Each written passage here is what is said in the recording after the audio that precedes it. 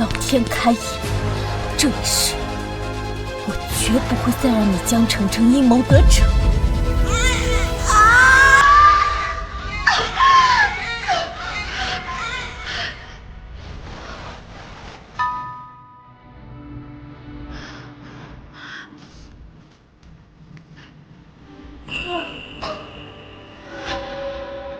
瑶瑶，你能不能先跟宝宝藏在这里？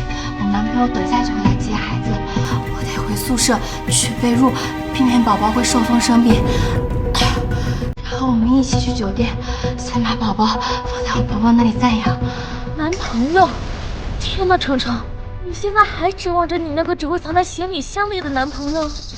你怀孕的时候他就没出现过，现在你生了他也不在身边，你不会是被骗了吧？哎呀，没有，他只是太忙了，我以后再跟他们解释。先回宿舍。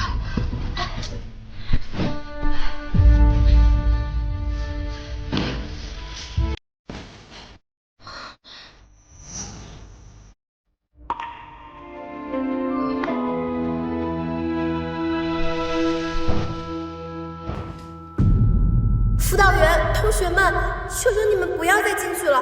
顾瑶她才刚生完孩子，身体还很虚弱，受不了刺激。你们先让我跟她谈谈吧。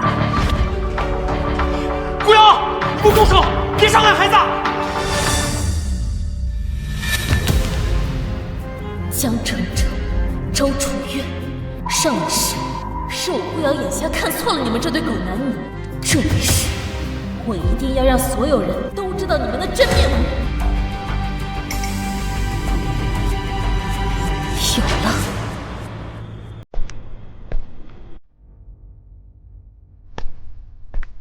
老板，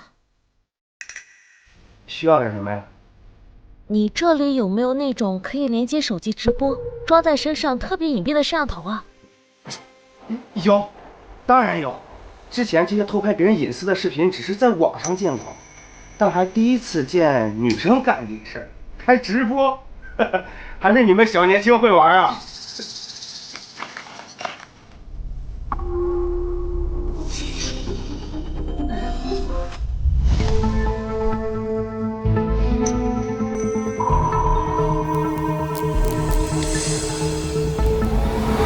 主播666啊，竟然给我们直播女生宿舍，牛逼！主播玩的这么大吗？爱了爱了！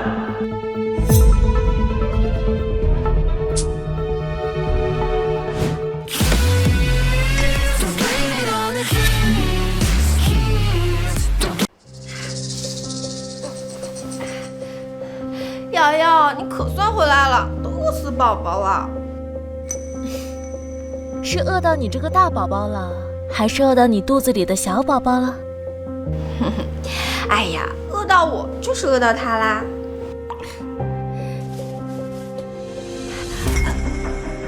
瑶瑶，我肚子好疼啊，可不可以陪我去厕所？你跟我客气什么呢？你现在的身体可金贵着呢。来，咱们是好姐妹，我怎么能让你一个人去呢？走，我扶你。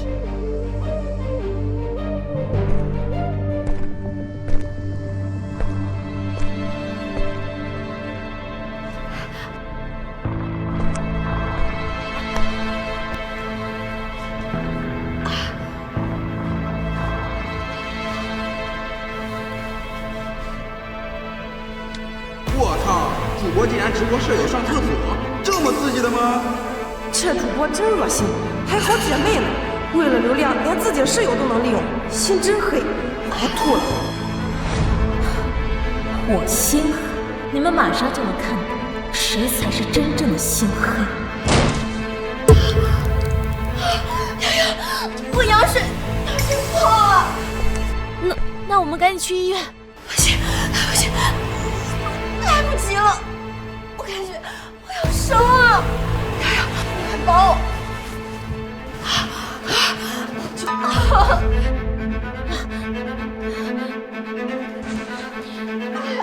可是我也不懂接生啊，要不还是打120吧。不行，瑶瑶，别打120，让全校都知道我怀孕了，我未了，都全毁了。这怎么办呀？我真的不知道该怎么做。你万一出事了怎么办？瑶瑶，不要你帮我解释，我自己来。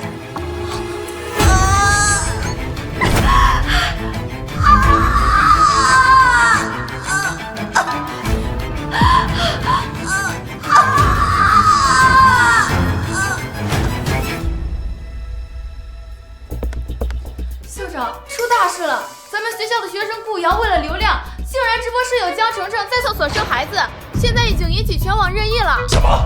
竟然会有这种事？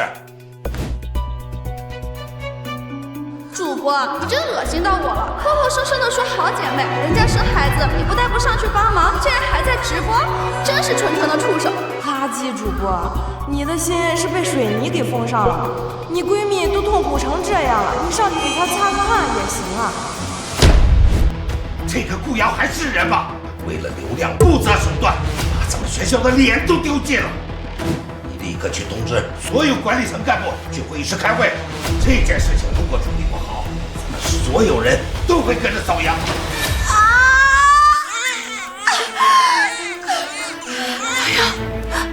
我说声，你快拿衣服给他裹一下，免得他生完生病。上一世就是因为我的衣服上沾满了宝宝的血，才会让我百口莫辩。这一世，瑶瑶，你怎么不说话？你是我最好的朋友，你不能不帮我呀！宝宝终究是无辜的，我不能狠心不管他。反正现在全网直播，大家都知道这是谁的孩子。程程，你别担心，不会有事的。来。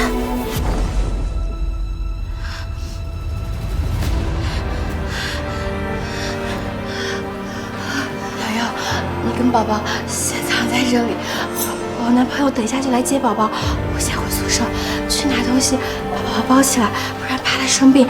然后我们一起去酒店，把孩子交给我婆婆再养。上一世我还担心你被人骗，直到死我才明白，你那位行李箱中的男朋友，孩子的爸爸，竟是我深爱的男人。现在想想，真是可笑。男朋友，程程，我看就没必要当你那个男朋友了吧？你怀孕和生孩子他都不在身边，可见他心里根本没有你。我建议我们现在还是去医院给孩子做个全身检查吧。不行，我们现在出去就会被看到的。可是总比宝宝生病要好吧？可是没时间了，我们赶紧去吧。不行，不可以，你知道的，我现在正在考研，我想进入李星斗教授的科研团队。李教授比较注重个人品德和私人作风，如果他知道我未婚生子，瑶瑶，求求你了，你就帮我这最后一次，我不能失去这个机会，我求求你了，好不好？好好，我答应你就是了。你快回宿舍吧。谢谢你，瑶瑶，我就知道你是我最好的闺蜜，你真好。闺蜜，上一世我就是因为把你当闺蜜，才会躲起来，像做贼心虚一样，被人堵得正着。这一世我不会躲，看你到时候怎么数。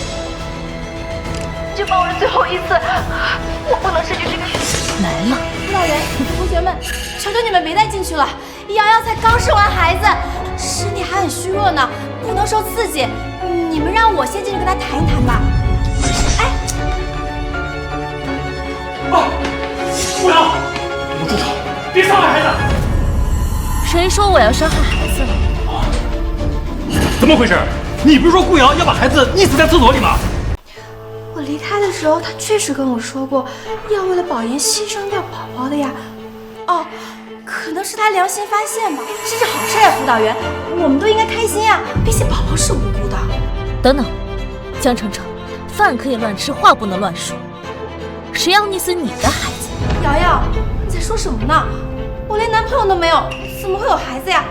啊，我们是最好的朋友，你的孩子就是我的孩子，只要你不再继续伤害宝宝，我可以做他的妈妈。江程程，你还真是会演戏，但是这一次的是非公道，轮不到你来扭曲。顾瑶，都什么时候了，你还在这阴阳怪气？你的心怎么这么冷漠？你还没有意识到自己的错误吗？顾瑶，你怎么能这么丧尽天良啊？为了自己的前程，竟然要把自己的孩子溺死，这可是一条活生生的人命啊！真是知人知面不知心。平时看你纯的跟个白莲花似的，没想到内心竟然这么恶毒，还想把孩子陷害给程程。他可是一直都在帮你说话呀！闭嘴！你们连事情的真相都不知道，有什么资格来指责我？对，同学们不要再说瑶瑶了，她现在不能受刺激，否则会得产后焦虑症的。你也闭嘴，江程程！你别想用三言两语就掩盖事情的真相，我告诉你，不可能！徐宁，你、我、江程程，咱们3个是一个宿舍的。最近几个月，江程程她刻意穿着宽松的衣服，还有最近2个月，我频繁的给她带饭。同为女生，你应该发觉出什么问题了吧？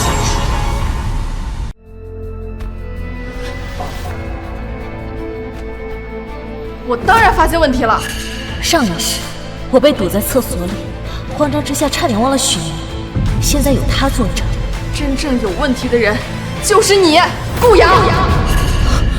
什么？明明穿着宽松衣服的人是你，后来你肚子越来越大，行动不便，一直是我跟程程去食堂给你买饭，你现在却倒打一耙。顾瑶，你简直不是人！许宁，你竟然睁着眼睛说瞎话，你为什么要这么做？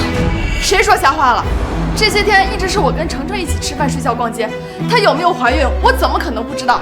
我看你顾瑶就是嫉妒程程家比你家有钱，所以你就栽赃陷害她。哎呀，好了，许宁，不要再说了。为什么不能说？我们全校人都知道，她顾瑶是从农村过来的，她就是自卑，所以才嫉妒你。程程，你就是太善良了，所以才被她栽赃陷害。瑶瑶，你千万不要误会许宁，他不是那个意思，我们都是最好的朋友。他是最关心你的人呀。关心？他许宁也是从农村里走出来的孩子，如今却一身名牌奢侈品。我看他是收了你的钱，才来帮你颠倒黑白的吧？你胡说！够了，顾瑶！孩子刚出生，你就一直在冤枉他人。孩子的父亲到现在都没有露面，你们这对父母啊，就没有一点良心吗？我说过了，我不是孩子的妈妈，江程程才是。少废话！告诉我孩子的父亲是谁，我现在叫他过来，结束这场闹剧，才能保留你的学籍。否则的话，那你就要问江程程。瑶瑶，我求求你了，你不要再胡闹了，好不好？你快告诉大家孩子的爸爸是谁呀，这样我们好带孩子去医院做检查呀。顾瑶，你一直把孩子栽赃给程程，是不是连你都不知道孩子的父亲是谁？那如果真的是这样的话，天哪，瑶瑶，你的私生活也太精彩了吧！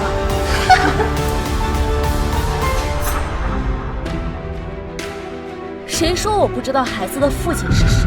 既然你们想知道，那我就告诉你，孩子的父亲是周楚渊。什么？他怎么会知道？难道是楚渊告诉他了？不可能啊！周楚渊是吧？我现在就让他过来。如果你还冤枉人，谁也救不了你了。告诉大家孩子的爸爸是谁，这样我们好带孩子去。天哪，事情怎么会变成这样？没想到真正没人性，为了保研不择手段的，竟然是这个江程程。哼，要不是我们看了直播，还真就被他无辜的样子给骗了。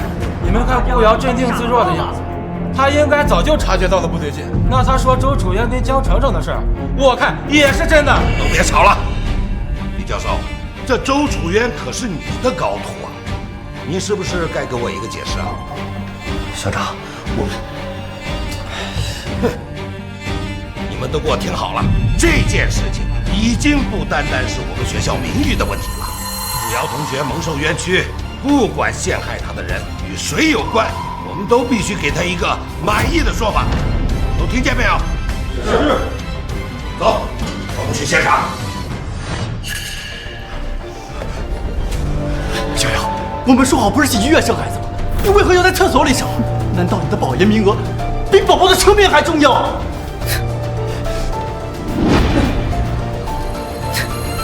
周学长，你终于来了，你快劝劝瑶瑶吧，别让她再一错再错了。她冤枉我给你的清白，说孩子是我们生的都没什么，但她不能用自己的前程要溺死宝宝呀，宝宝是无辜的。什么？小瑶，你怎么这么狠的心？你既然选择生下他，为何你用青春摧毁了他？你可是孩子的妈呀！瑶瑶，你变了，为了保研，你变得急功近利，甚至连我们3年的感情你都不敢相认。但我不信你会忘记我们在天台上秘密小屋中的点点滴滴。什么秘密小屋？事到如今，我就不瞒着大家了。所谓的秘密小屋，就是我专门为了顾瑶搭建了一个帐篷，我们经常在那里约会。如果大家不相信的话，大家跟我去看看，就知道我到底有没有说谎。上一世我被逼得走投无路，无奈之下只能跑上天台，准备以死证清白。还真不知道周楚渊有什么秘密小屋。顾瑶，你敢吗？你要是不敢，就说明你做贼心虚。谁说我不敢？我倒要看看你们还能玩出什么花样。好，我们走。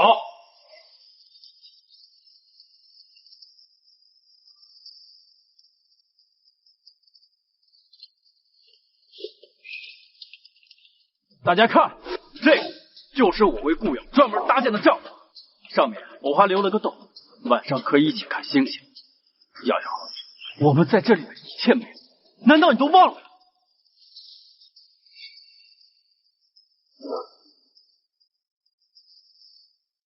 哇，周学长好浪漫呀！为了瑶瑶布置的这么周到，我想这世上没有哪个人可以拒绝学长这么贴心的爱吧。顾瑶，你还有什么话好说？一顶帐篷证明不了任何问题，更何况这根本就不是周楚渊给我准备的，没准儿是他和江澄澄幽会的地方。反正我可是一次都没来过。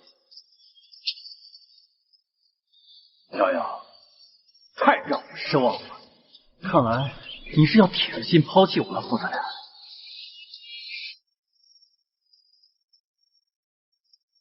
麻烦辅导员帮我调看一下。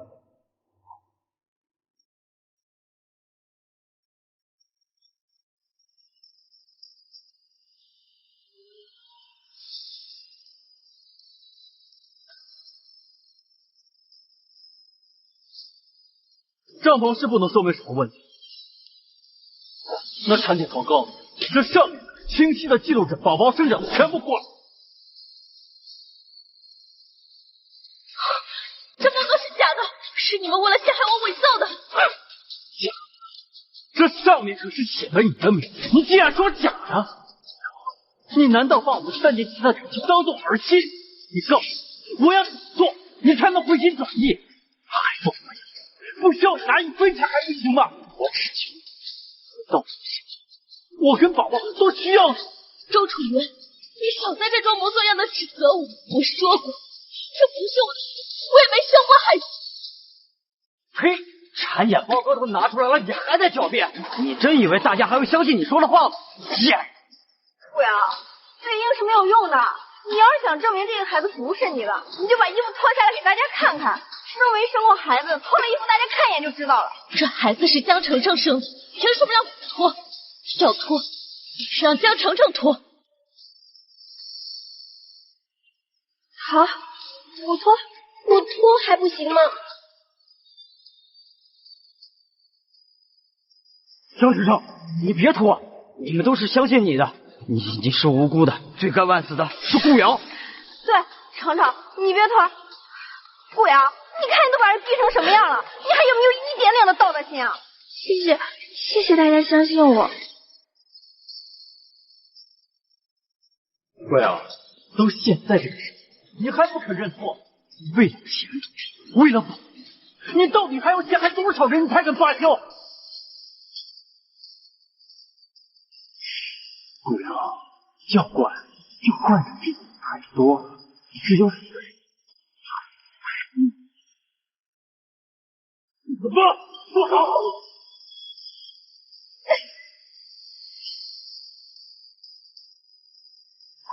不好！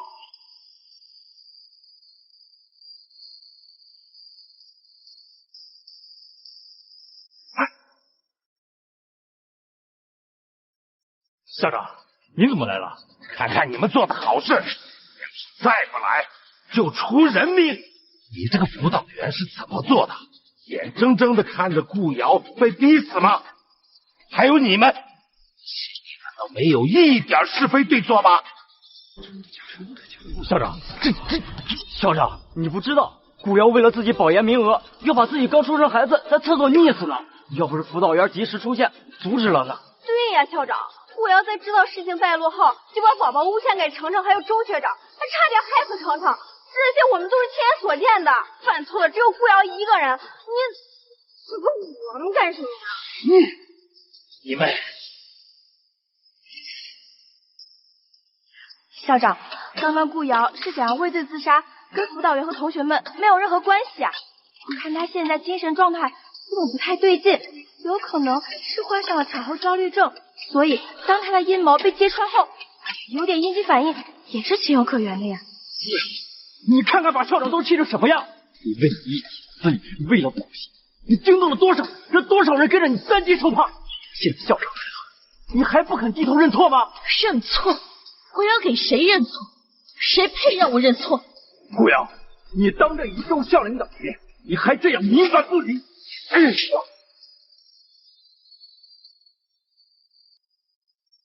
你这个混账东西，你到底要演到什么时候？校长，你是不是误会我了？我演什么了呀？你以为我不知道？刚才顾瑶她根本就没想自杀，是你要把她推下天台灭口吗？什么？周楚元要杀人灭口？校长，这不可能啊！哼！是啊，校长，周学长他根本就不是这样的人。刚才顾瑶被大家砸的时候，周学长还挺身而出，他一直劝顾瑶回头是岸，还说要给宝宝一个完整的家，他怎么可能会害顾瑶嘛？校长，我看这里面一定有什么误会，在场这么多同学都可以为周学长证明他人品没有问题。校长，你可不能被顾瑶的外表所迷惑，冤枉了好人呀！就是，别说周学长压根就没有想害人，就算他想害顾瑶，那又怎么样？他为了自己的前程，把自己亲生孩子都能弄死，这么恶毒的女人，他也咎由自取。你们都给我闭嘴！你也闭嘴！你身为辅导员，一点主观判断都没有，一直被人牵着鼻子走，差点把受害者顾瑶给害死，还有脸叫我校长？老师，你帮帮学生我说句话呀！我是被冤枉的，我真的没有害人之心呐。教授，你都看到了吗？到这个时候了，你的这位高足他还在演戏，冤枉！哼！周楚元、江程程，给我瞪大眼睛看清楚！这现在到底是谁在犯是非？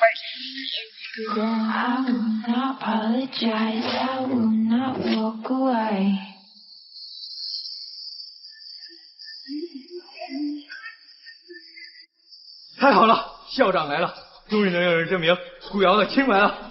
哈哈，这下傻眼了吧？该恶人就恶人报，接受制裁吧。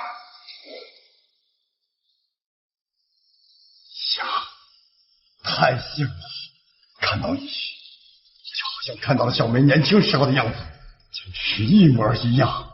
顾瑶，你真的是我杜正国苦学了20年的女儿吗？瑶瑶，爸爸一会儿跪在那儿替病重生的妈妈去，你乖乖的待在爸爸身边，哪也别去，知道吗？知道了，爸爸。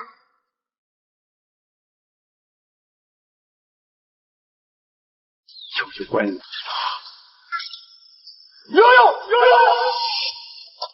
事长，确定了，刚刚江城人民医院发来 DNA 鉴定报告，100%确定江城大学大四学生顾瑶就是您失散20年的亲生女儿。什么？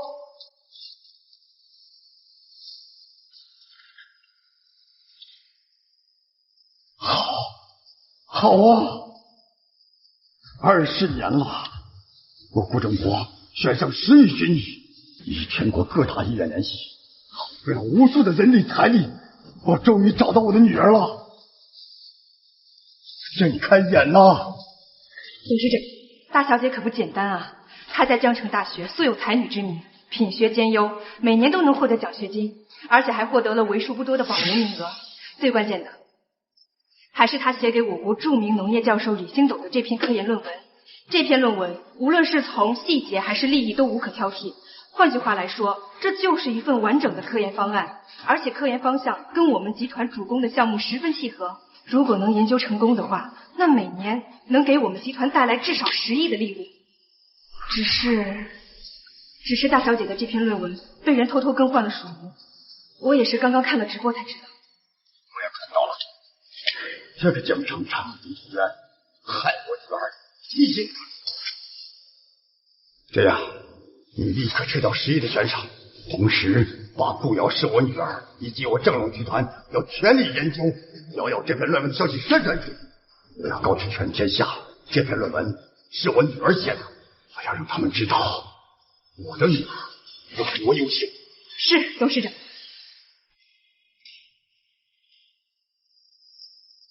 瑶瑶，再等爸爸一天时间，我为你精心准备一份礼物，来弥补这20年对你的亏欠。瑶瑶，等着爸爸。这是什么？江澄澄，你慌了？你看不出来这是直播画面吗？我说过一句话，是非公道自在人心。在我回宿舍的那天，你的一举一动都被直播了出去，全网100万观众都看到你生孩子的过程。你跟周楚元对我的栽赃陷害，你们的全部行为都已经暴露，是谁在颠倒黑白，一目了然。顾瑶，你这个贱人，你竟然直播生孩子，你就没点人性道德了？人性道德？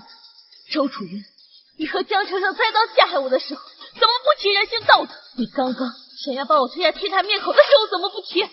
现在提人性道德，你也配？顾瑶，给我清白，我杀了你！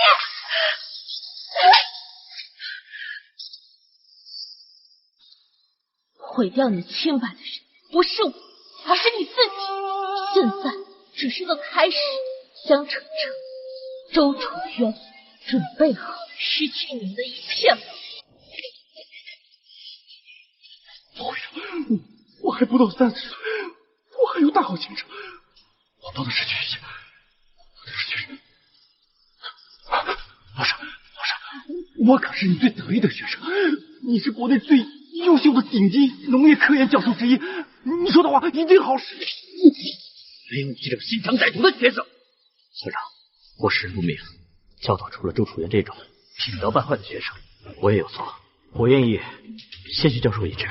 归根到底，这件事情错不在你，你不必卸任，不像某些人丁庞在这件事情上一直是非不分，差点害死顾瑶，你知错吗？我知错，我这就去辞职。还有你们虽然没有参与到陷害顾瑶的阴谋之中，但是刚刚你们出手打罚了他，你们都要被扣学分，而且要被记过一次。至于你们3个人心肠歹毒，玩弄是非，擅改论文署名，给顾瑶带去了人身和精神上的伤害，而且还给我们学校带来了严重的负面影响，开除你们都是轻的。我要通传全部的高校，要集体封杀你们，给顾瑶和整个社会大众一个交代。不能这样，都没有资格连累封杀我发誓。你闭嘴！不管你爸是谁，只要是你违反了学校纪律，都要承担代价。好大的胆子！谁敢让我江冲锋的女儿付出代价？爸，他是江雄峰，咱们江城有名的企业家，经常上报纸电视。没想到今天见着真人了，我不是在做梦吗？你们听见了吗？刚刚江澄澄竟然叫他爸，怪不得他连校长都不放在眼里，原来背景这么大呀！不知江先生大驾光临，有失远迎啊！怎么，爸爸来晚了，让你坐回去了。爸，可要为我做主呀！孙可山，江城大学想干什么？竟然师生联手欺负我的女儿，要分银不成？我那5000万的投资是不想要了吗？江先生，您一定是有误会呀、我给你解释一下。校长，事情的真相已经被全网直播出去了，不需要解释。您对江程程的处罚也没有任何问题。我在和校长说话，你算什么东西？还敢插嘴？江先生是吧？我叫顾阳，是被你女儿陷害的受害者，我有资格发言。受害者是吧？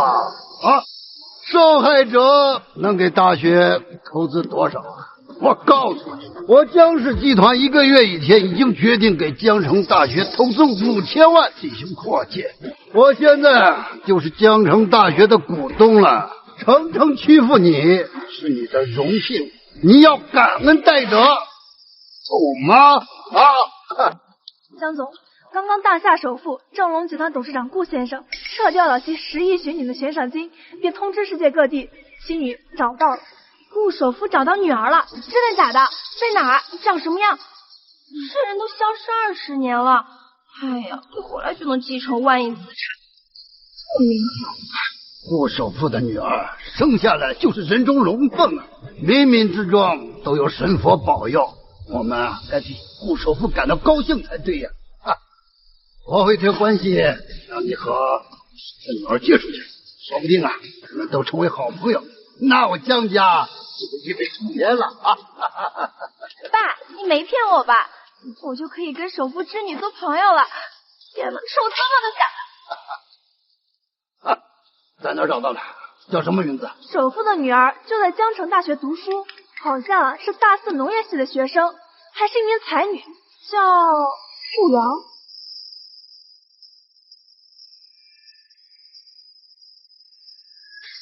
什么？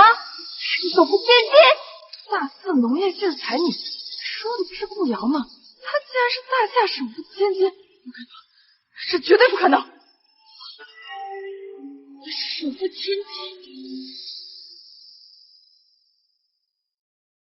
确定消息没错？事关紧急，属下不敢漏到一个字的。首富还说了什么？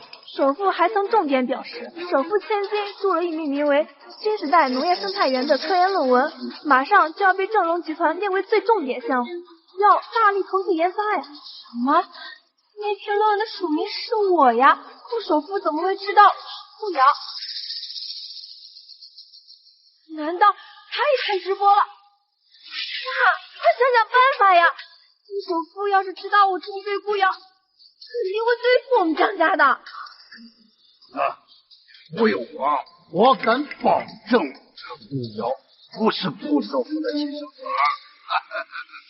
爸，你这是什么意思？你想想，顾首富为什么重点提到这篇论文？你不懂商业，你不知道，正隆集团乃我大夏的龙头企业，所设计的项目遍布各行各业，现在正在攻克农业项目，正需要大量科研方案。那跟任你又有什么？当然有关系了。你知道，顾首富看中的是顾瑶的这篇论文，而他呢，正好和顾首富失踪女儿的年龄一致，而他又姓顾。为了防止顾瑶的这篇论文被对方拿走，顾首富就顺水推舟，认了他是干女儿罢了。其实顾首富的眼里只有那篇论文，顾瑶这个人根本对了，谁是这篇论文的主人？谁呀？就是顾首富的女儿。没想到这个贱人还真是好运的逆天，就凭一篇论文就能攀上手。可是爸，说这些有什么用呢？顾首富也看直播了呀，他就认定顾瑶啊。谁说认定？你别忘了，这篇论文署名的是你同志的。顾先生已经按照您的吩咐，玉溪庄园最顶级的1到16栋别墅已经过户到大小姐名下，这边都是房产证的钥匙，请顾先生验收。不必了，都装起来吧。是，董事长，您对大小姐还真是宠爱，竟然买下了全国最顶级的别墅16栋，而且每一套都是有价无市，相信大小姐一定会喜欢的。这还不够，我让你订车准备的怎么样了？已经准备好了，车就停在外面，请董事长过目。好。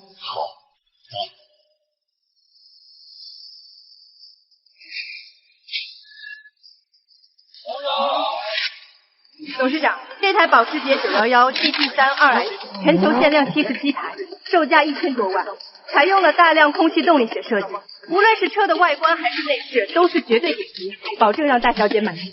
好，事办不错，那我们现在就出发京城，接大小姐回家。出发！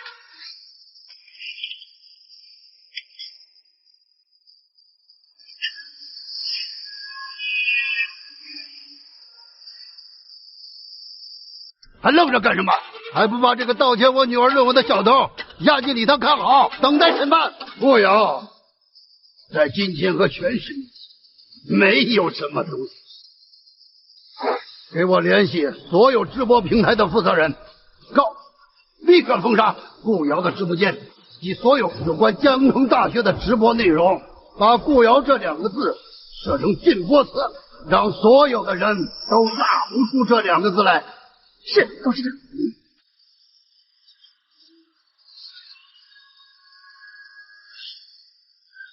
快看，顾瑶的直播间被封了！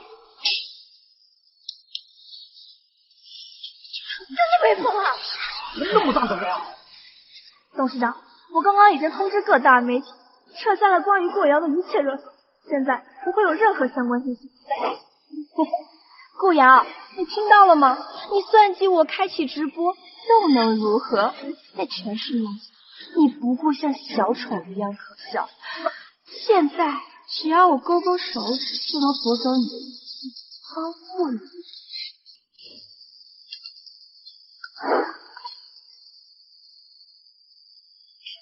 我是违法的，在江城江家之上，别说把你关进去，就算把你心里，也是我败的。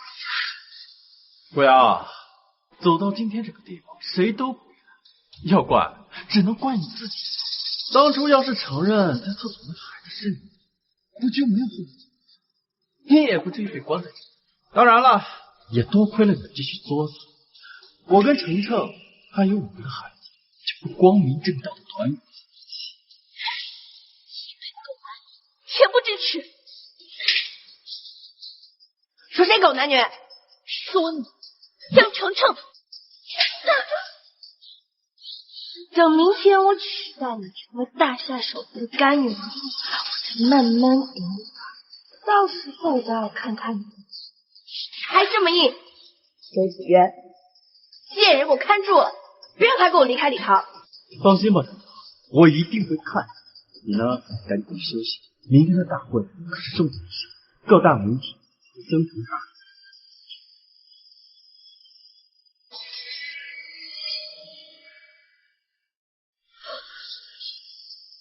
程程、周楚渊，你们明天结局如何？我不会向你们低头的。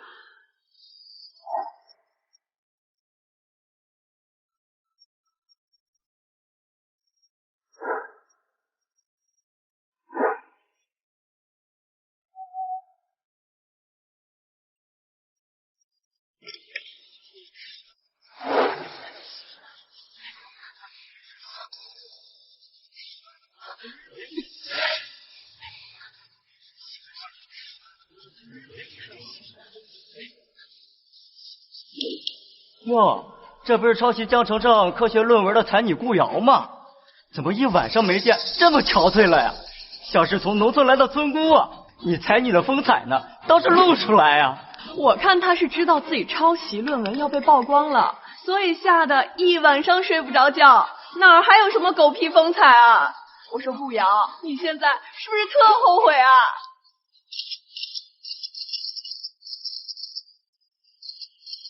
今天我要向所有人证明，我顾瑶没有抄袭。都沦为阶下囚了，还拿什么证据？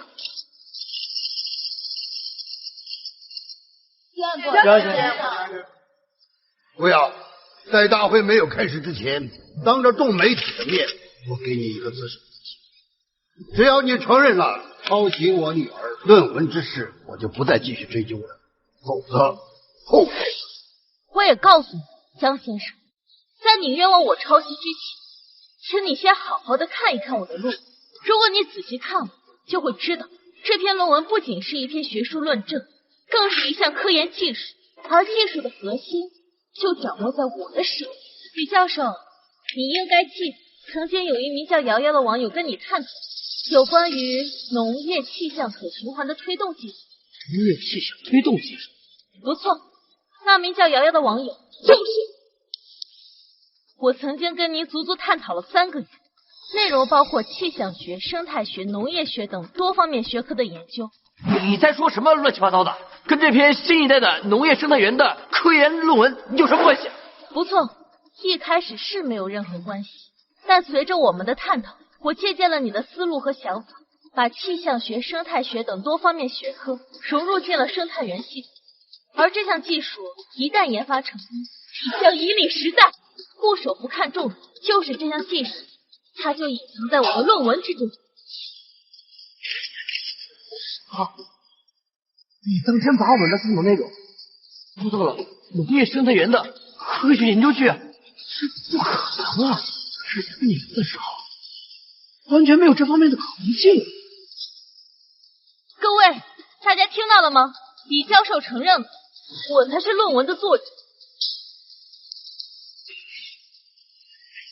顾瑶，你这口子话，这不是套话，这是事情的真相。现在各大媒体已经知道事情的真相了吧？如果你们如实报道出去，我相信顾首富一定会欣赏各大媒体的公平性。顾瑶，你怎么能偷看我跟李教授的聊天记录？大家不知道，刚刚顾瑶说的一切，其实是我熬了无数个夜晚才逐渐完善的科研成果。你说过，如果这项科研成果是你完善的，那你刚刚为什么不提？那是因为这项成果已经被顾首富看中，属于机密，当然不能对外公布了。可你倒好，为了成为顾首富的干女儿，竟然把我的成果说成是你的，对得起我吗？啊，对，我想起来了，江澄澄同学啊，也曾当面跟我研究过这项科研问题。我刚才啊，就是被顾瑶的话给绕进去，我差点以为是顾瑶以的这一期。大家不要相信顾瑶，他就是在以假乱真。住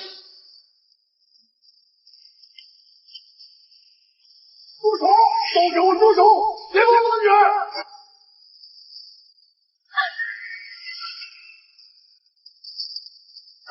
保护董事长和大小姐！一群混账，都别打了！这是我们正隆集团董事长顾正国顾总。什么？他就是大夏首富顾先生。您就是大夏首富顾先生，您是来救我的吗？瑶瑶，是宝宝，那就是你去了。呀，头头，您怎么来了？没事吧？江雄芳，你他妈好大的胆子！竟敢组织人打我顾正国的女儿，你想死是不是？你是不是误会了呀？你看中那篇论文是顾瑶抄袭我女儿程程的科研成果啊，她根本就不是作者。你要是那干女儿啊，不是顾瑶，是程程啊。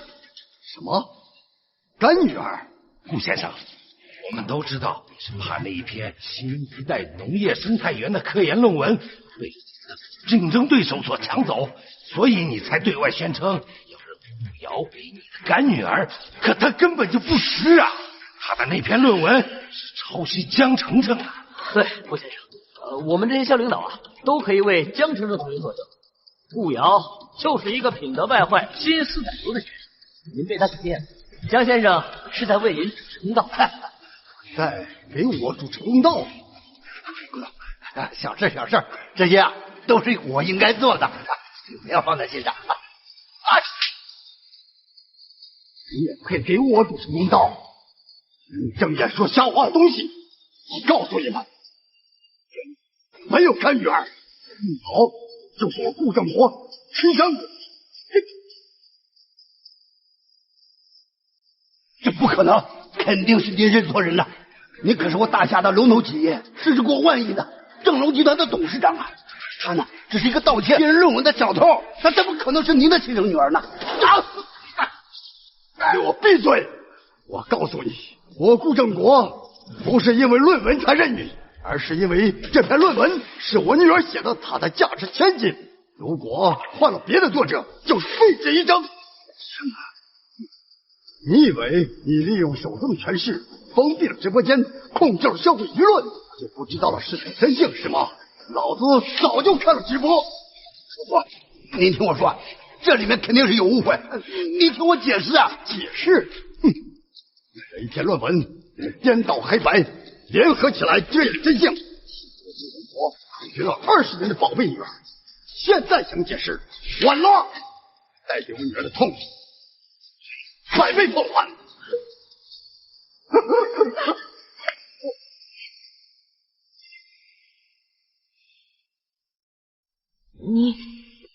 你真的是我的亲生父亲吗？瑶瑶，你还记得在你5岁那年，我带你去观音庙给你母亲祈福吗？记得。都是爸不好，让人贩子把你给抓走了，爸，对不起你。大小姐，这是您跟董事长 DNA 的鉴定报告。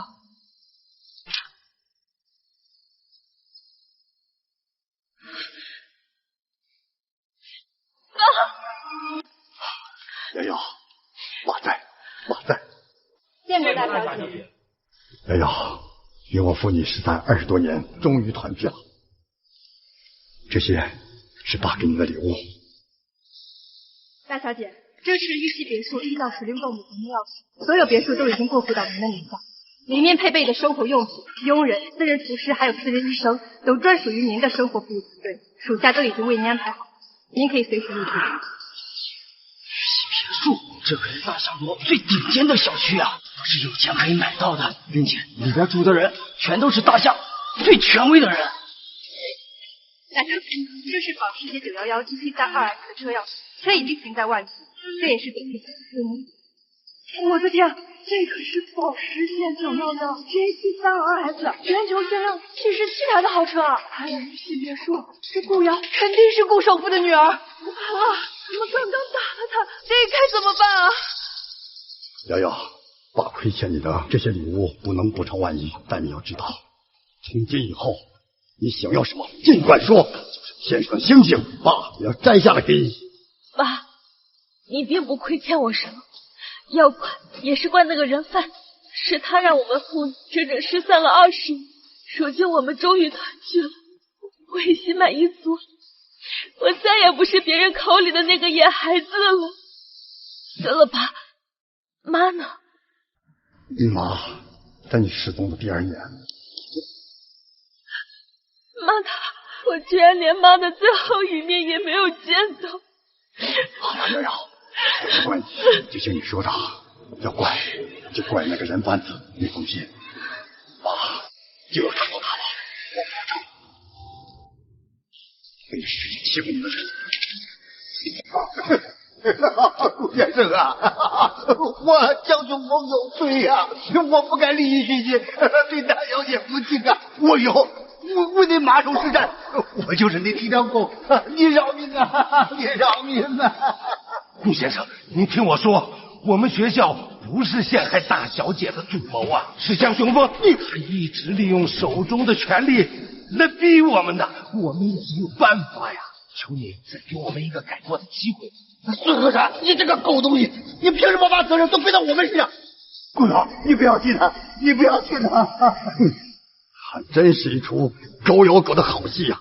不过现在知道后悔，是不是晚了点？颠倒黑白，遮掩真相，差点逼死我女儿的时候，可曾想过今日？瑶瑶，你说想怎么处置他们？瑶瑶帮我，求帮我跟顾首富说句好话吧。在我们做了4年是有温柔是有感情的，我只是一时利欲熏心才犯了错，我们还能作为好朋友，求求你原谅我这一次吧，好不好？你知道吗？江澄澄这个贱人，他一直嫉妒你学习好，有才华，去伤害你。我现在真的好后悔，好后悔没有早点实现他的真面目，去呵护我最爱的。爱，周楚言，你所说的爱，就是挤进行李箱里，跟江澄澄一起行龌龊之事，还是说联合他们一起搞坏我的名声，想要把我推下天台，让我死的爱？你怎么有脸说这些话呢？我知道，我现在说什么都晚了，我也不求得你的原谅，但我只求你能给我一次机会。我保证，以后我绝对把你捧在，谁要是敢伤害我，周楚烟第一个就给他拼命。别演了，周楚烟，在你陷害我的那一刻，我们之间就没有任何感情可言了。还有你们想夺走我的一切，顾瑶也不会心慈手软，就让你们失去金钱、地位、名声，失去你们所能失去的一切。陈月，立刻通知九州盛会，将景家除名，并联系所有跟景家有业务来往的集团企业，告诉他们断绝跟景家的一切生意合作，最后再颁布一条禁令，禁止景家家族的人进入企业，不要让景家的所有人去街上要饭。是，周市长。顾先生，你不能这样啊！你这样做是把我江家往死路上逼啊！你不能这样做呀！死不死那是你们的事儿，我听我宝贝女儿的，她说让你失去一切，那一无所有。来呀，顾先生，带走！不能这样啊，顾先生，不能这样。顾先生，是你们这些小领导。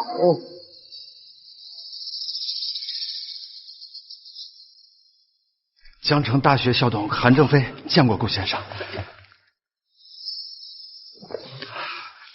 我听说顾先生大驾我校，连夜跨了3个省才赶了回来，希望没有晚到。你来的刚刚好，我正有个事儿要跟你说。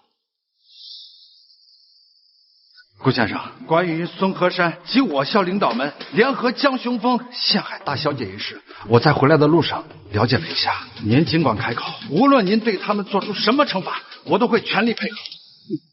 我要买下京城大学。什么？10个亿，你去跟我的秘书陈雪签合同吧。可是顾董，这不是商量，是命令。是，我这就去签合同。现在我代表江城大学新任校董的身份宣布，在场的所有师生都给我停学停课，时间无期限，而且在这期间不允许你们任何人转校。那我们怎么办？不，顾先生，我求求你了，你可千万不要停业停课呀，不然我们的一生就毁了。那有你差点毁了我女儿的一生，这是听不得的。而且我还要追究你们这些校领导的法律责任，等着去坐牢吧。走吧，陈先生。还不快走！还有你们！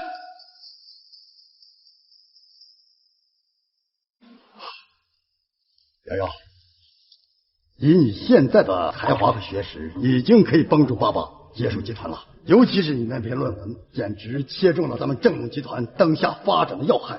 所以我决定，这个生态园项目全权交给你来完成，从人事到建设地址，爸都绝不干涉。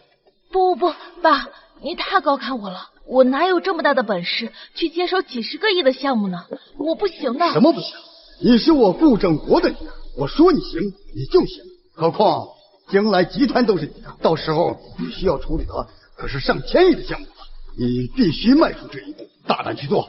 爸相信你。可是哎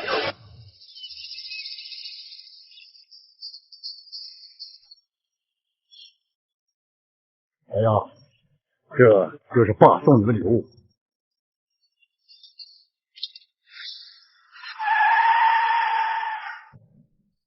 喜欢吗？瑶瑶，我也不会开车呀。你呀，不需要会开车，爸已经为你找好了专业的司机团队，24小时随时为你待命。今天呢，爸就给你当司机。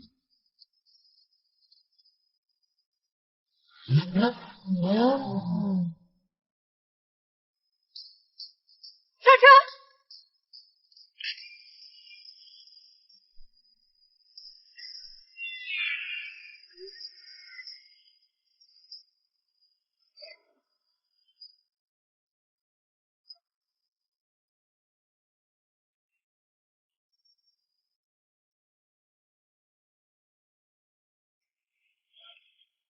爸，这就是咱家的房子啊。瑶瑶，这整栋别墅群啊都是咱家的，今后你想住来这就住。欢迎大小姐回家。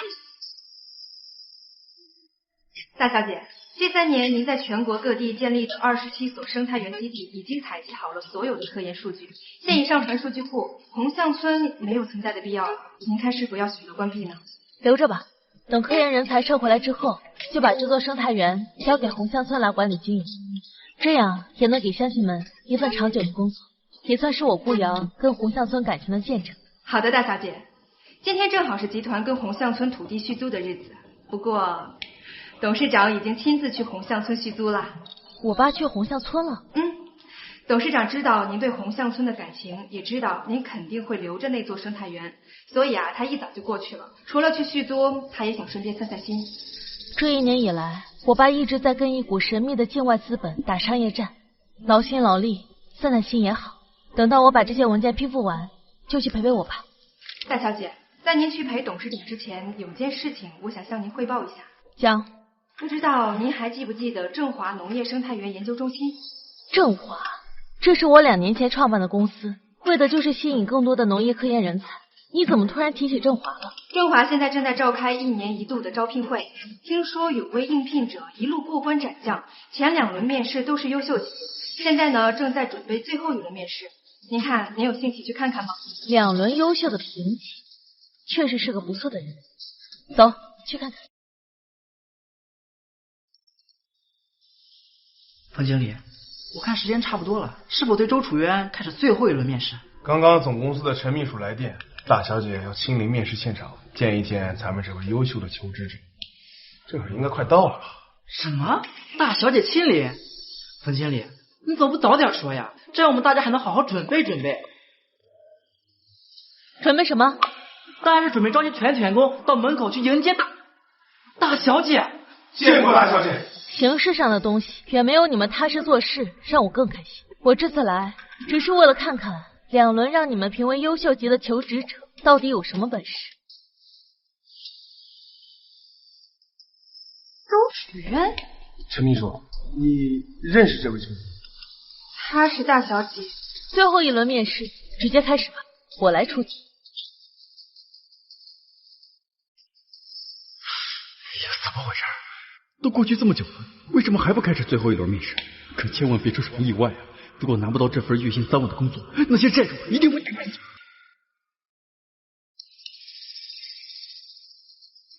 周楚渊，首先恭喜你通过了我们前2轮的面试，但在最后1轮面试开始之前，你需要回答我3个问题。第一个问题，你是否在大学期间内背叛过曾经的女朋友？如果有，请向前一步；如果没有，请站在原地。妈，这是些什么他妈鬼问题？不行，不能承认，没准一承认就会被直接淘汰出去。大小姐，这周楚渊站在原地一动不动，好不要脸。冯经理，宣布第2个问题。第2个问题，请问你是否在大学期间欺骗过曾经的女朋友？这个问题怎么感觉像是在针对我？欺骗！老子当然他妈的欺骗！老子怎么会变得一无所有，到处这些骗外债？债就是买就是骂，骗都怪他！请求职者周楚渊做出选择。这一定是振华公司在测试人品，我绝对不能上当。你好，面试官，我已经做出选择，没有欺骗。这周楚渊的脸皮堪比城墙，真是太无耻了。最后一个问题，你是否在大学期间有过宝宝？第一个问题是背叛，第2个问题是欺骗，这最后一个问题竟然是有没有过孩子。天老子全都错了。这公司面试官怎么回事？他们到底是怎么回事？请求职者周楚渊做出选择。面试官，想问这3个问题跟我最终的面试环节有什么关系？我周楚渊是来面试农业科研职位的，不是来讲述个人感情的。你只需要做出选择。我没有在大学期间吃过小孩，这下可以吗？快点开始最终的面试环节。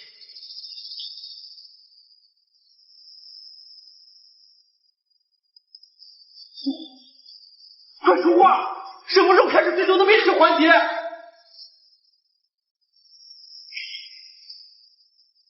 你的面试环节已经结束了。顾豪，怎么是你？你怎么会在这里？振华生态园研究中心就是我的。你说我怎么会在这里？什么？你是公司老？说这几个问题这么多，原来是你在背后羞辱你！羞辱你？你还没有这个资格。准确的来说，我是想看看这3年你的人品有没有一点变化。如果你如实回答这3个问题，而不是原封不动的站在这，我可能会考虑录用你。但现在我的公司不需要这样道德败坏、欺骗成瘾的员工。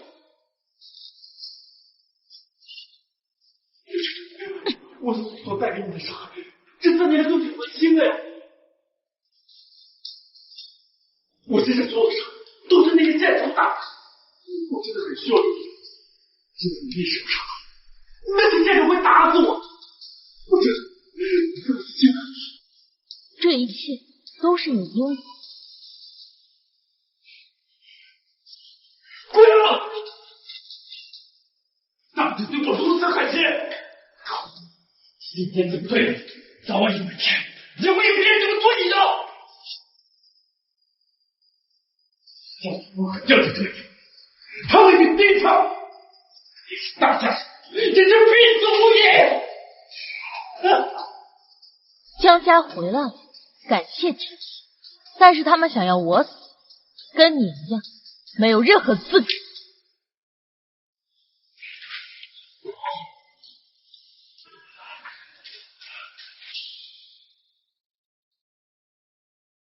你不用紧张，只是为了看看那位优秀的求职者，不是专门来查你的。而且报表我看了，没有问题，说明你做得很好。我顾瑶没有看错你。多谢大家支持。大小姐，您先忙，那我先退下。大小姐，刚刚我们集团对外项目负责人丁明丁经理汇报，说我们生态园科研成功的消息已经被龙盟3元老得知了。这3老又开始催促合作了。您看这事儿，告诉3老继续等。啊？还等啊？这都已经让3老等了3个年头了。大小姐，有什么话就直说。您也别怪我多嘴，我觉得到了该跟3老合作的时候。这一来，3老的身份在大夏至高无上，咱们总不能是驳人家的面子吧？继续。二来，3老非常看重咱们生态园的项目，他们承诺每个人会先拿出几千亿来进行投资。那有了这笔钱，我们正荣集团就能吞掉资本战场的那股境外势力。可是您为什么一直不同意？跟咱们打资本战的境外势力不足为惧，但是生态园技术却不得不慎重，必须整理好数据库，规划好未来的发展方向，才能在全国铺开。所以3老的投资暂时止稳，要稳扎稳打。你把我的意思向3老传达下去，相信他们会理解。原来是这样，那我这就去通知丁经理，让他跟3元老说明情况。去吧，告诉3老不要着急，等待时机成熟。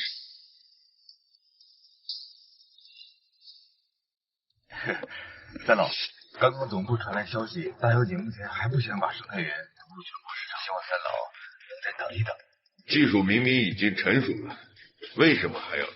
还是说你家大小姐是嫌我们投资的时候？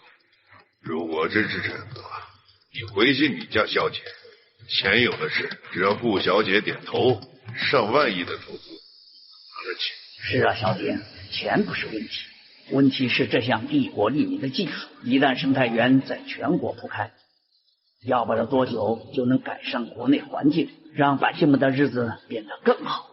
这是足以载入史册的大事，功在千秋，利在千秋，等不得呀！3老稍安勿躁，大小姐说了，正是因为这项技术能够改变时代，所以她才要谨慎。至于让3老要等多久，就别为难我了。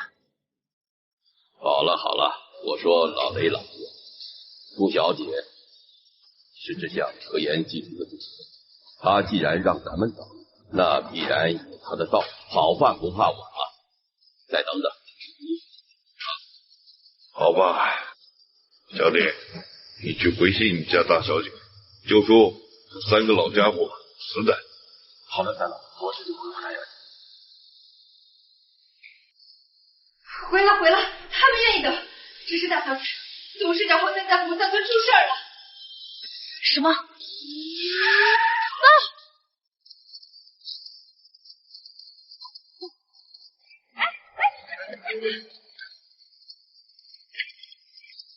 爸，谁干的？谢劲松呢？身为红乡村生态园基地的管理主任，他人在哪？瑶瑶来了。别见我瑶瑶，你是怎么保护我爸的？还有乡亲们，这是在干什么？为什么聚在公司门口？你今天必须给我一个合理的解释。你这个伤，就是你这个花手带着这些乡亲们打的。什么？没错，是我打的。谁让我们提涨租？你爸说我们得寸进尺的。涨租？红乡村要求在原有的土地上已经上涨10倍。这怎么可能？我给红乡村的租金已经高于市面价格的20%，现在你们还要求涨10倍？谢劲松，这到底是怎么回事？简单，我跟乡亲们就一句话：要么你顾瑶给我们涨租，要么你们滚出红乡村！我说红乡村，我说红乡村，我说红乡村，我说红乡村，滚出红乡村！你们凭什么？就凭你顾家马上就要破产了。江先生、江小姐，你们来了。顾瑶，好久不见。原来是你们父女在暗中捣鼓。乡亲们，这对父女不是好人，无论他们说什么，你们都不要相信。不信我们，难道要相信你是个骗子？顾瑶，你也是红乡村长大的，结果坑起乡亲们来，真是脸不红心跳。江程程，你少在这胡说八道！我顾瑶问心无愧，没有坑任何人。你们顾家的正隆集团近1年来给别人打资本商战，卖了不少的资产，现在早就没有资金继续科研生态园技术了，恐怕连租金都交不起了吧？啊！你没有告诉乡亲们，还说问心无愧。我明白了，原来那股境外资是你们江家操持。没错，我江家已不再是缩在江城里的江家。3年前，你们顾家让我们父女一无所有，逼得我们出境求生。3年以后，我们被境外财阀支持。现在，我要让你们尝尝一无所有的滋味。乱家之权，也配让我顾家吃底界？你老东西，少在这儿！你正隆集团的股价正在被我江家打得节节败退，你吹什么？我告诉你。江家背后的财阀也看中了你们这项划时代的生态园技术，你们顾家费尽心思，投资无数，耗费3年的科研成果，不也为我江家做嫁衣吗？做梦！是不是做梦一码事？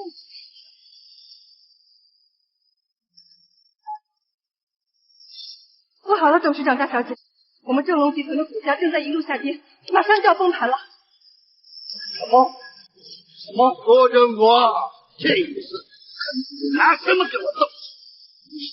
立刻通知财务部，通知九州商会，让他们不惜一切代价，把手里所有的资金全部投入股市，稳住盘口。非死挣扎罢了。程程，将境外资产全部投入股市，我要一举剥夺顾家的所有资产，他们反抗机会。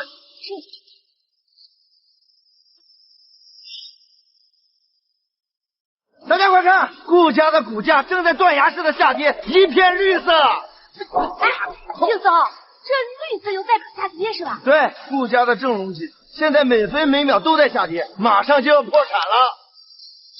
陈局，变卖所有能卖的资产，一定要把股价救回来！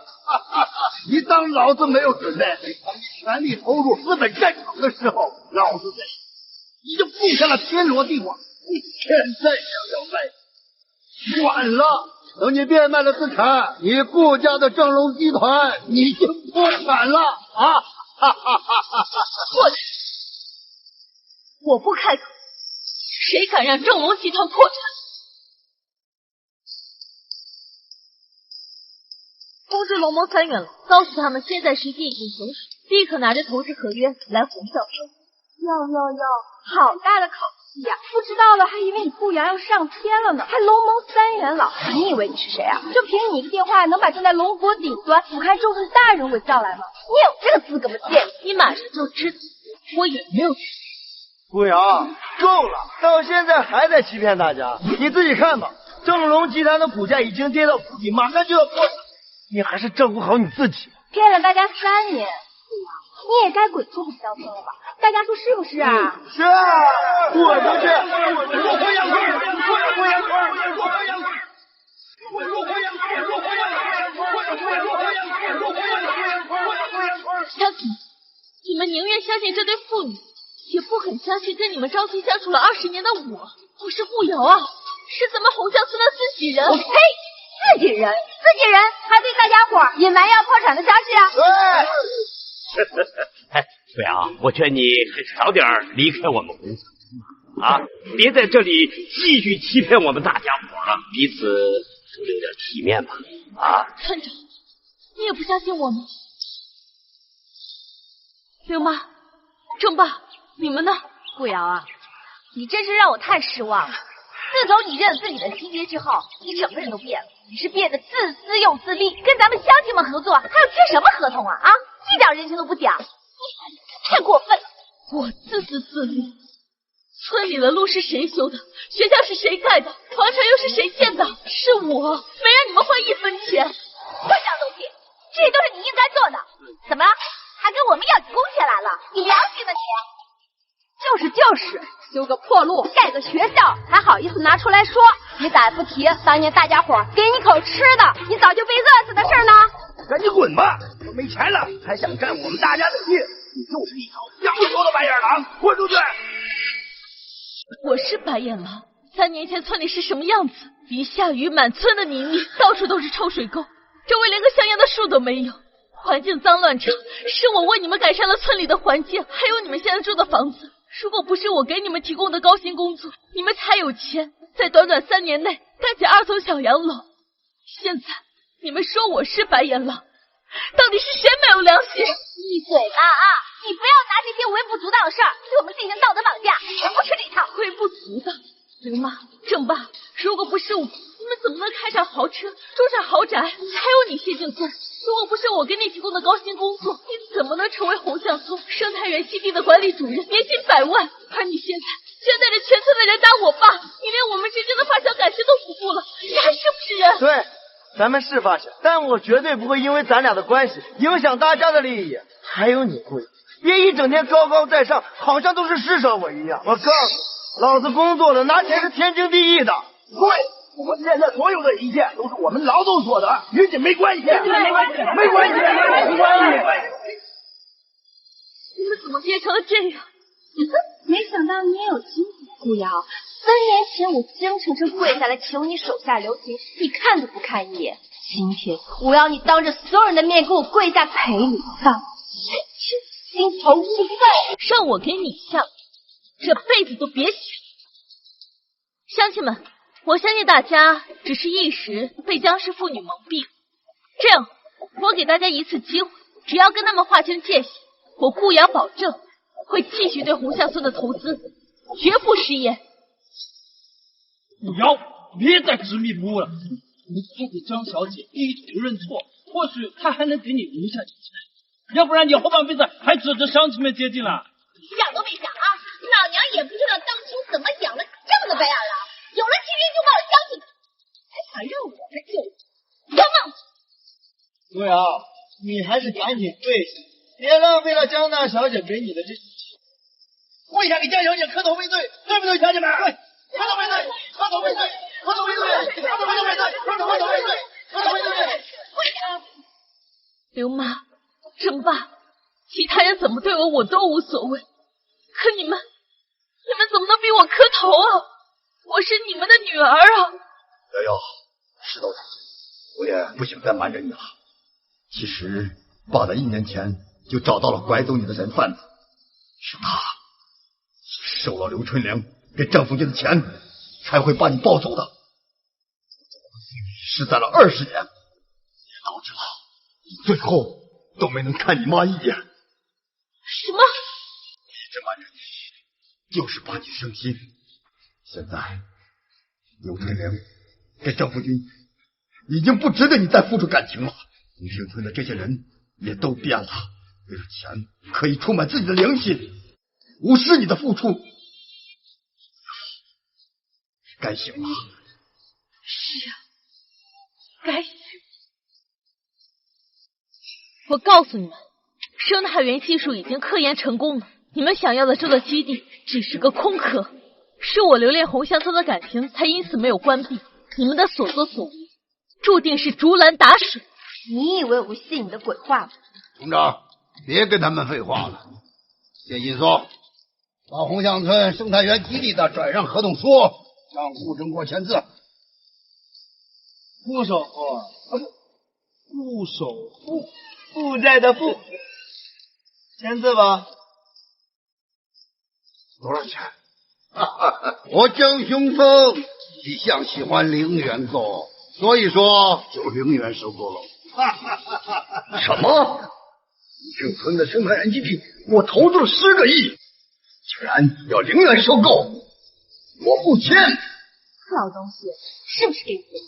你正龙集团马上就要破产，你没有谈成这个资格，你知道？如果你签，我或许会大发慈悲的给你们留点钱；不签的话，我现在就让你们家破人亡。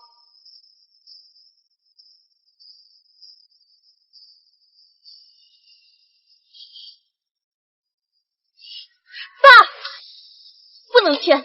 瑶瑶，算了，我家已经回天无力了，我保咱们兄弟这条命。爸，你怎么能相信江家父女的鬼话呢？他们压根就没想让我们好过。就算我们签了，他也不会放过我们的。你放心，有女儿在，绝对不会让你奋斗一生的集团破产。前30年有你护着我，后30年换女儿保护你。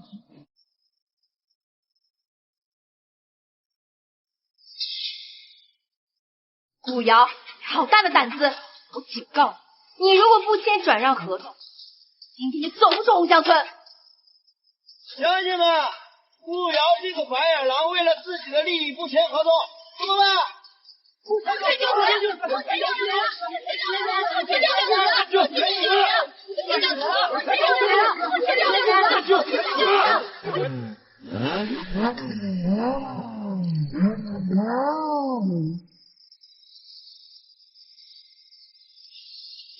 龙盟三老天成集团董事长雷勇携2000亿合约投资正龙集团，祝正龙集团一路长虹。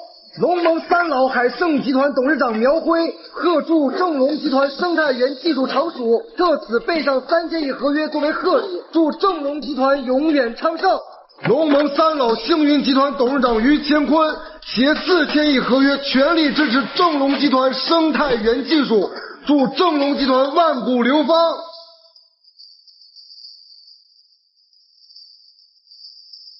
放肆！你们这群刁民想干什么？竟敢围住我大夏国师顾瑶小姐，都想死是不是？顾小姐，没事吧？要不要去医院诊？多谢三老的关心。我说顾瑶，你可以，为了活命还真是不择手段，连演员都给找来。不过冒充龙盟三老，就算是天王老子来了都保不住。混账东西！我们就是龙盟3元老，你是干什么的？他们就是妄图扰乱我大夏股票市场的境外资本。什么？身为大夏人，竟然吃里扒外，该死！演，接着演，把你们演的多像。今天这个生态园基地转让你必须实现。啊！我的天，怎么涨这么快？什么涨了？正龙集团的股价正在疯涨，反观江小姐你的股价正在一路下跌。什么？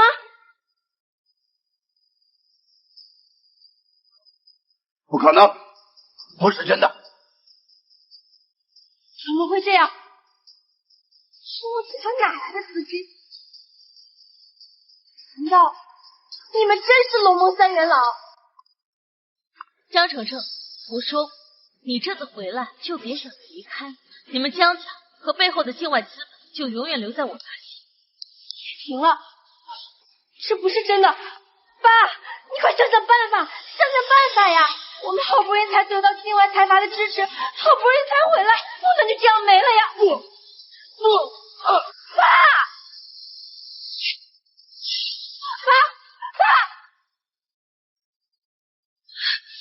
我不可能。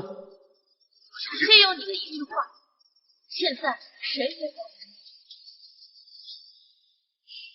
感谢三老施以援手。不懂，是我们应该感谢你啊！是你给咱大夏培养了一位杰出的国士啊！你生了一个好女儿啊！是啊，古董，你千万别客气，我们接下来就是合作伙伴了，还需要多多扶持啊！那我们就先告辞了。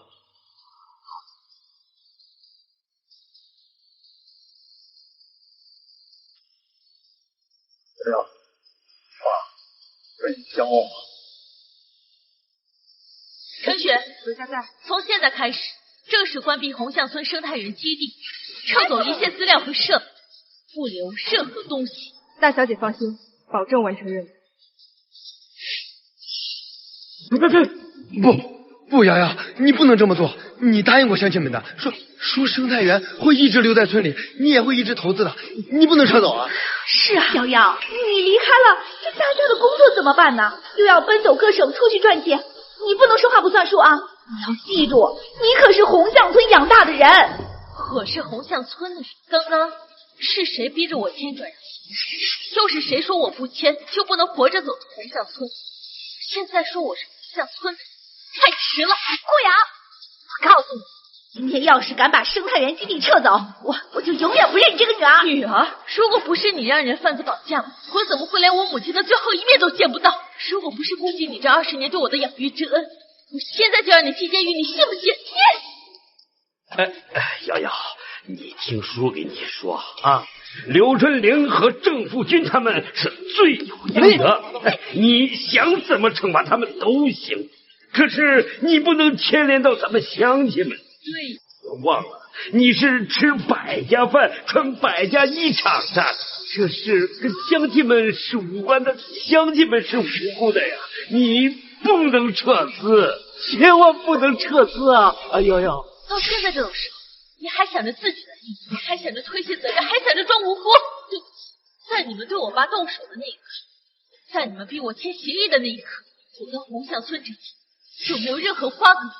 至于小时候你们对我的恩，这3年我已经100倍、1000倍的还回来了。你们现在还想道德绑架我，绝不可能。瑶瑶，别走啊！瑶瑶，乡亲们都知道错了呀！瑶瑶，请你留下来吧！瑶瑶，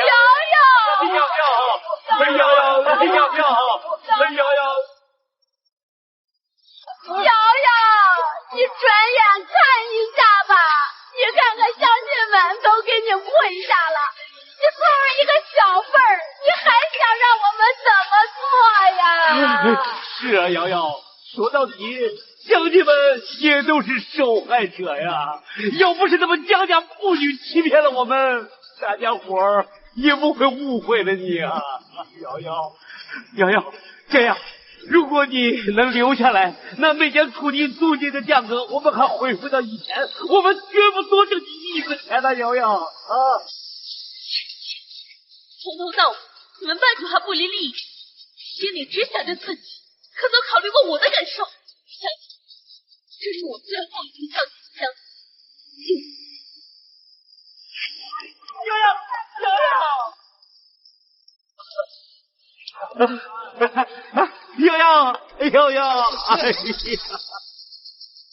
都怪你们老郑家的，要不是因为你们，拐卖顾瑶的事情被暴露了，他快走了。还有谢劲松，是他说顾瑶已经破产了，也是他将江家妇女带进我们村的，乡亲们，是他们的错，我打死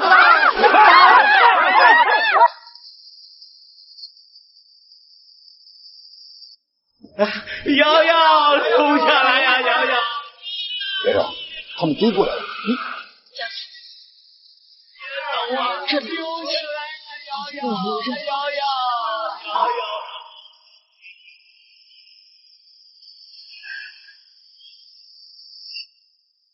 看来我的瑶瑶真是长大了，再也不是那个小时候让爸举高高的小姑娘喽。谁说的？在爸面前，瑶瑶永远当小公主。胡说，哪有28岁的小公主啊？爸，少来这套！你也老大不小了，也该有自己的幸福了。陈雪，通知下去，3天后在凤舞大酒店举办选婿大会，世界各地的年轻弟姐皆可报名。我要网络天下英才，任瑶瑶挑选。爸，我不要相信，我要自由恋爱。这事可由不得你。你所谓的自由恋爱啊，恐怕爸知道10年之后了。不过你放心，在这3天之内，我会替你层层把关，把最优秀的男人送回你的眼前。大小姐，我也会替你把关的。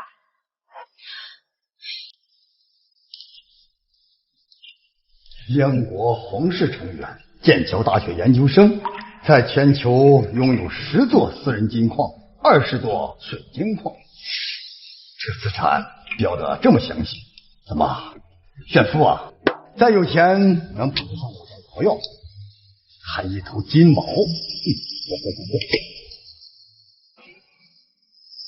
这真是什么阿妈狗都敢拿他家后腿。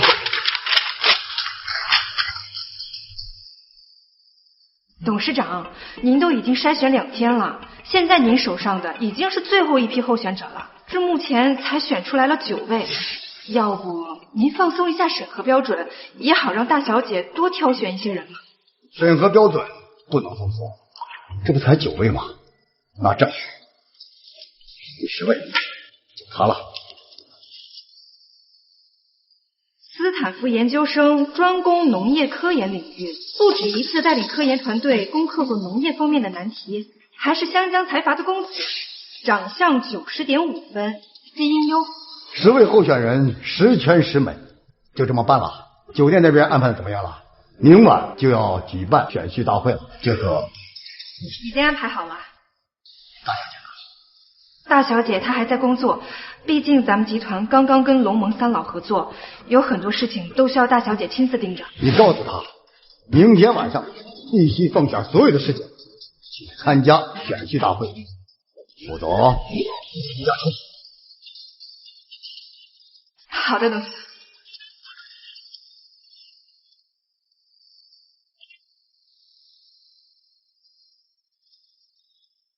小梅啊，一转眼他们的女儿也到了谈婚论嫁的年纪了，希望你在天上保佑瑶瑶找到自己的幸福。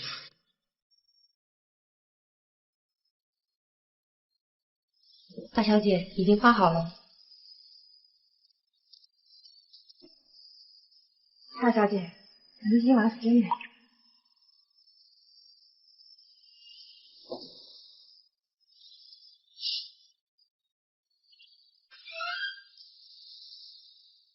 婚哪天动？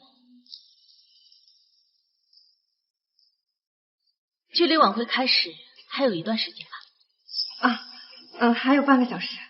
听说今天晚上的10位候选者是见过100多位专业评估师送到我爸面前的精英，要么身价不菲，要不然是在各领域有所建树的高质量男人。大小姐，你这是紧张了，想临阵脱逃啊？董事长知道了会离家出走的。谁说我紧张了？我只是突然想到一个好玩的。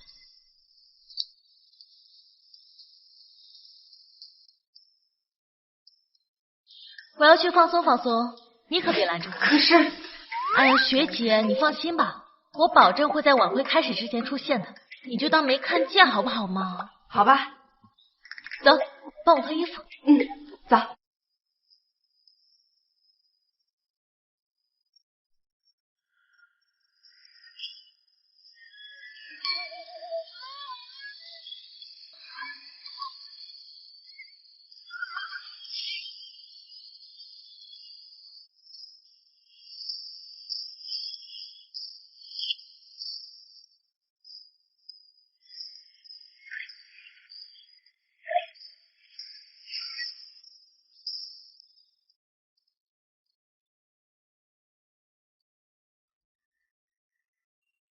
听说今天的晚宴上，有位名字享誉世界的调酒师，曾经多次为世界顶级富豪单独调酒。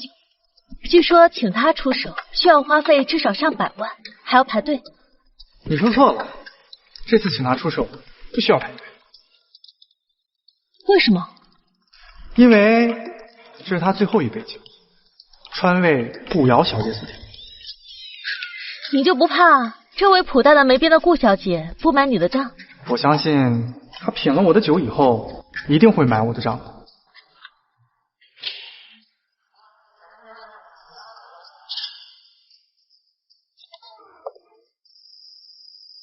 还要不要找爱妞？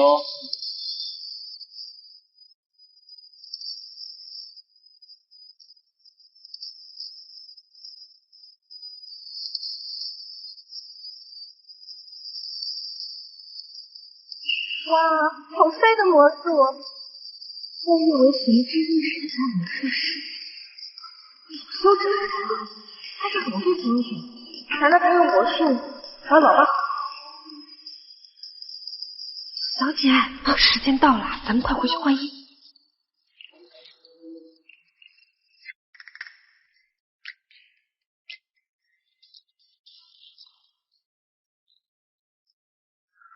大小姐，您拿面具干什么？我想知道有几个人能通过面具认识你。好啦，咱们快点吧，董事长都已经在大厅开场了。各位先生们，本来这场晚会呢，我这个上了岁数的长辈啊是不应该出现的，但是谁让我就这么一个宝贝女儿呢？所以啊，我就简单的说两句。今晚如果有谁能跟我女儿情投意合的人，我希望他们幸福长久；若无，我也希望你们能各自成为好朋友。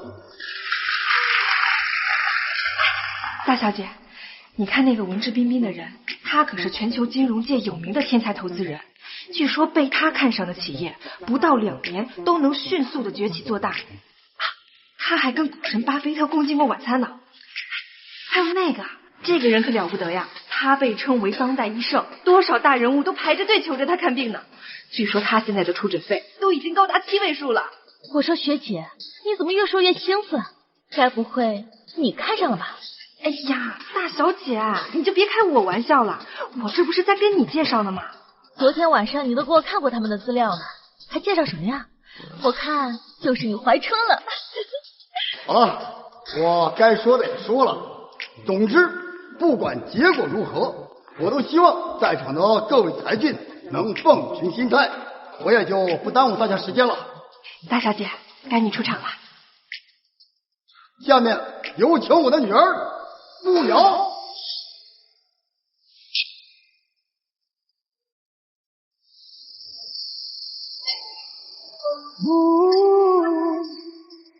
Don't want to end.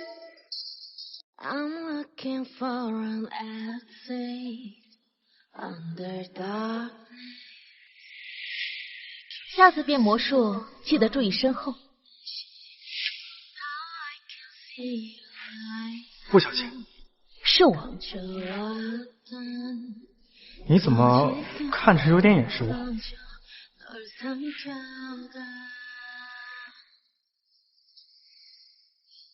味道不错。我想起来了，你是刚刚那个侍者。Although the time to go, I'll never lose the sight.